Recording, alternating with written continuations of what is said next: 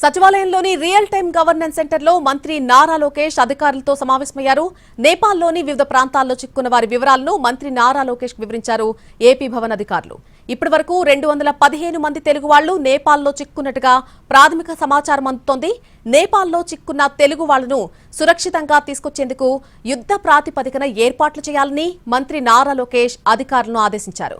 నేపాల్లో చిక్కున్న తెలుగు వాళ్లు ఎలాంటి పరిస్థితుల్లో ఉన్నారు, అవసరమైన తక్షణ సాయం అందించడం, సురక్షిత ప్రాంతాలకు తరలించడంపై అధికారులకు బాధ్యతలు అప్పగించారు మంత్రి నారా లోకేష్.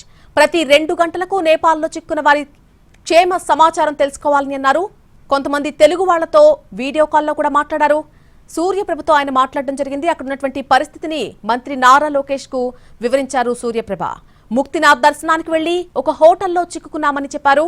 అయితే హోటల్ నుంచి బయటకు రావద్దని, ప్రతి 2 గంటలకు ఒకసారి మీతో సంప్రదింపులు చేస్తామని చెప్పారు లోకేష్.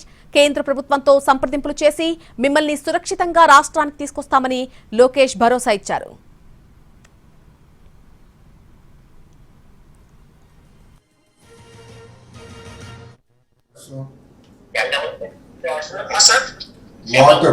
వాటర్ ఫుడ్ స్టేటస్ ఏంటమ్మా? వాటర్ సప్లై ప్రెజెంట్ మన వాటర్ వాళ్ళు మనకు ప్రొవైడ్ చేస్తున్నారు. బట్ ఇంటి దగ్గర భోజనం సార్ ఏదో ఎక్కడ మనకి మన ఫుడ్ అయితే అక్కడ దొరకడం కష్టం అయిపోయింది. కొంతవరకు మేము తినేసాం తప్ప ఇక్కడ స్పేస్ చేస్తాం.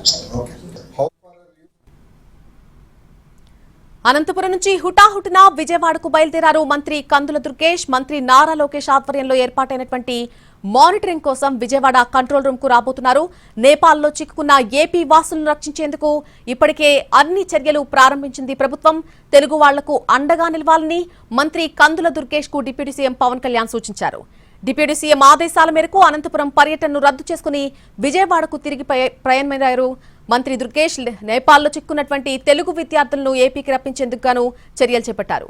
తెలుగు ప్రజలను వీలైనంత త్వరగా సురక్షితంగా తీసుకొస్తామని తెలిపారు కందుల దుర్గేష్. అవసరమైన రక్షణ, సహాయ కార్యకలాపాలను సమన్వయం చేస్తామని వెల్లడించారు. తెలుగు ప్రజల భద్రత తమకు ముఖ్యమంటున్నారు కందుల దుర్గేష్.